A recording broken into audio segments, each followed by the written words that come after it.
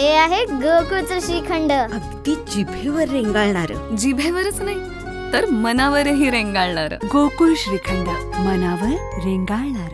मला वाटते हे कुठंतरी जैन समाज असू दे, हिंदू धर्माच्या भावना या ठिकाणी दुखवण्याचं काम या सगळ्या प्रकरणातून झालेलं साधारणपणे दिसतंय.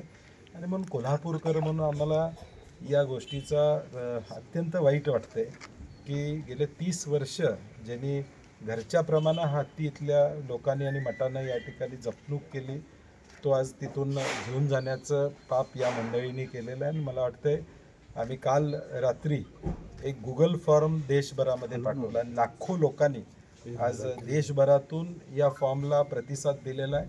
आणि राष्ट्रपतींना ह्या निवेदनाच्या माध्यमातून आम्ही विनंती करणार आहोत की आता सुप्रीम कोर्टानं निर्णय दिला, आमचे हात बांधलेले आहेत, त्यामुळे राष्ट्रपतींनी यात हस्तक्षेप करावा आणि आमच्या हाती परत द्यावा अशी आमची कोल्हापूरकर म्हणून